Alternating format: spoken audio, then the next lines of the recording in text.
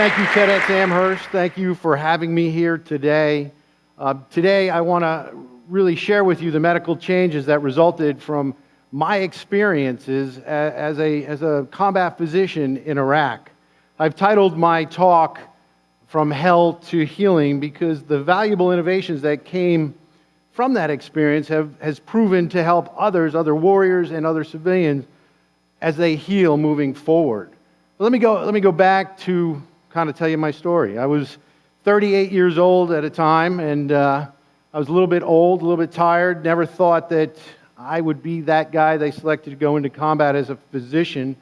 But sometimes life has little surprises for you. And I wound up realizing, the military realized that they had a severe shortage of physicians who were going into a battle on the horizon in Fallujah, Iraq.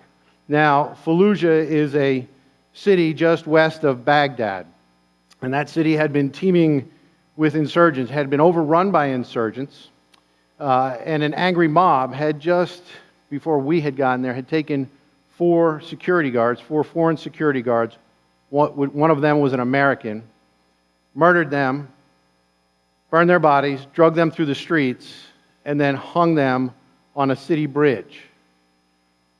Now, there was a very specific need for a surgeon to go with 1st Battalion, 8th Marines into this combat, into this fray. And although I knew that Navy stands for Never Again Volunteer Yourself, and although I also knew I had no combat experiences, and although I also knew that my wife, who was 8.5 months pregnant, was going to be pissed,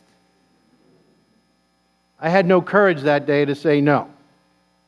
And I volunteered for this job.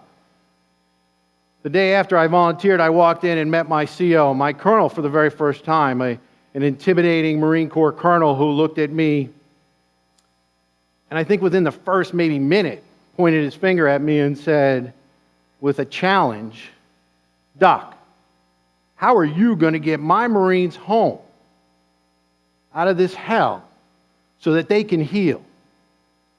Wow, there's no pressure there. Took me a little time as I realized that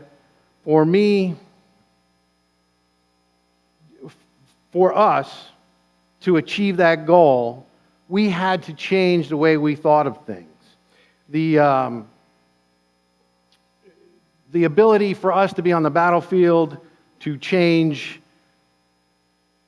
that course, was not what we could do, wasn't part of what we could do. It was the traditional deal of medicine was for the doctor to be behind the lines, okay, about a mile away, safe from what was going on, safe with his medical team, and then for that patient to come to you. And now that meant we were further away from the action.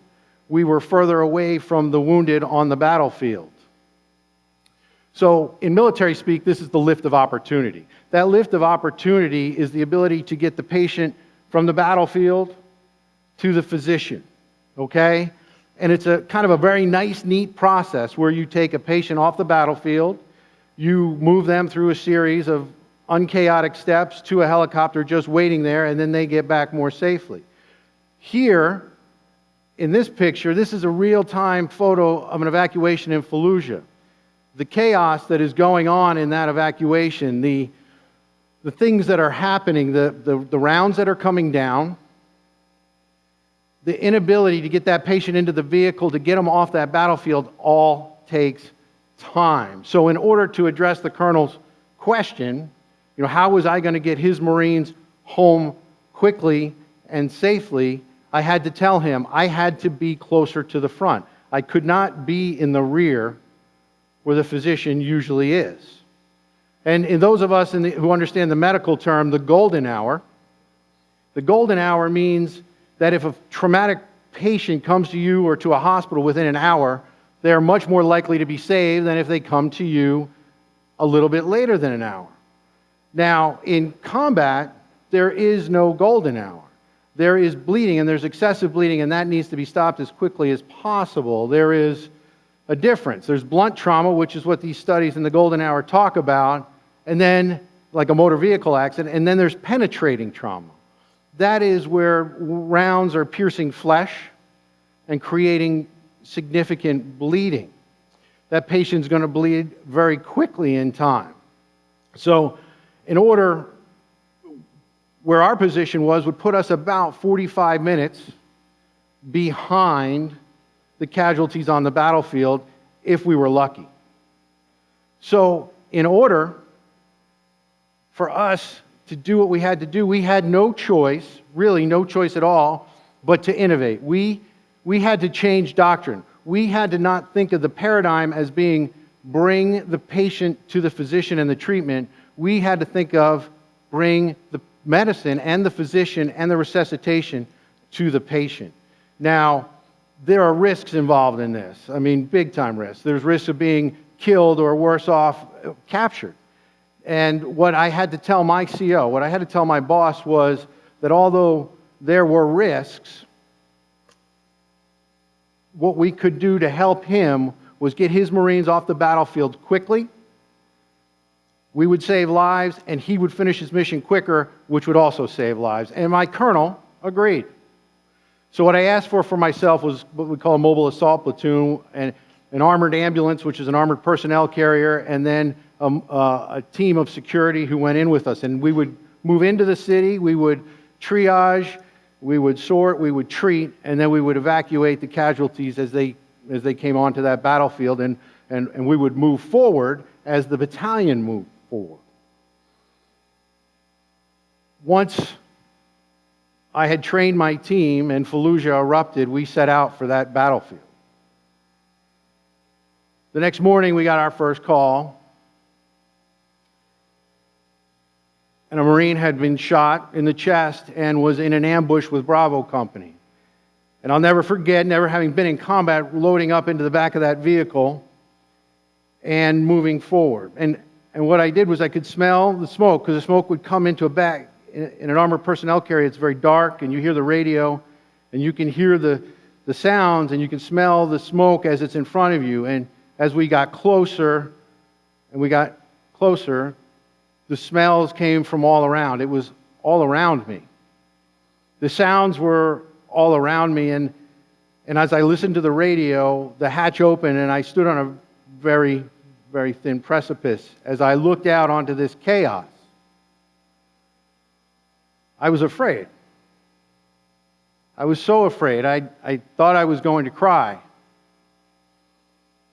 But a fear came up inside of me, that fear of failure, fear of failing everybody around me. So I got off. I took a deep breath. I got off the vehicle, and I moved to my first Marine who had been shot. And I tried to pack and stop the bleeding. And I spent some time, but I couldn't stop that bleeding. So triage to me is the cruelest word in the English language.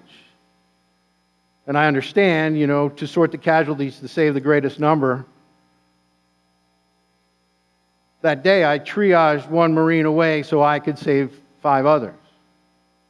And intellectually, all this makes sense, right? Save one for the greater good. But emotionally, that never eases the pain of the day you watch your first man die. On that day, I saw so many victories, so many huge acts of valor. This guy, Gunnery Sergeant Ryan Shane, who would not let his team down, even though he was wounded, he got them off the streets. And because of what we were doing, because we were right there, guys like Gunnery Sergeant Ryan Shane and his team are home. They're home today. What happened? What made all of this possible? And it's really just a change in technology and a change in knowledge. The tourniquet was something invented 2,000 years ago, and there's a French surgeon who named it the tourniquet in 1718 and was saving many lives with it on the battlefields. And Korea and Vietnam, we used it quite a bit. Then we got too smart, and the medical professionals said, we can't use this anymore because it hurts people. We lose limbs. Well, the last 2 wars have shown that that's not true and that we can save lives with this. So now we have a battlefield tourniquet. Another innovation was the innovation of a plastic IV bag over a glass bottle. This glass bottle is hard, cumbersome, fragile. An IV bag is simple, goes to the battle. can be put into people so we can get some volume back in their system. Quick Clot is one of those medications that you pour onto a wound that will stop bleeding immediately. So for me, I had the opportunity to utilize Quick Clot, tourniquets, and plastic IV bags. And an IV bag is just a simple, easy solution, but what it illustrates to me is how every change in the world, how every great innovation we make, and how every great idea we spread just creates more and more innovations. Now, forward aid stations are established. People use them. Commanders are much more likely to send their medical team down front. Next slide. So the future of combat medicine is what it always has been. The future of combat medicine is to minimize our consequences, the consequences of trauma, so that we can get our warriors home and begin their quest to heal. The future is now, and we see it in medical drones as they bring medical supplies forward. We see it as well synthetic blood products, which is a significant advance as people are working on them now to bring oxygen to damaged tissue in a method that's not allergic, has a shelf life, and doesn't require refrigeration. And then there's hyperbaric oxygen therapy that came from the military. We're starting to treat patients with PTSD, traumatic brain injury, spinal cord injury, and getting remarkable results. Hyperbaric oxygen is nothing more than high-pressure oxygen at 100%. The next step is, how is this going to help in autism, in strokes, in patients with Alzheimer's? So just like we used to see with American spaceflight and the advances that brought, military medicine advances will yield benefits for all of us. Today, I am far from all that help. I am the chief of surgery at Piedmont Hospital in Noonan, Georgia, and I and my staff are still acutely aware that all trauma is hell for the patient and their families who suffer from it. Today, before Fallujah, the physician was behind the lines. Today, because it works, because we changed and challenged those paradigms, the physician is up front. The physician is there at the point of injury and saving lives. I am so glad and so proud to have just had a small part in that change. Thank you.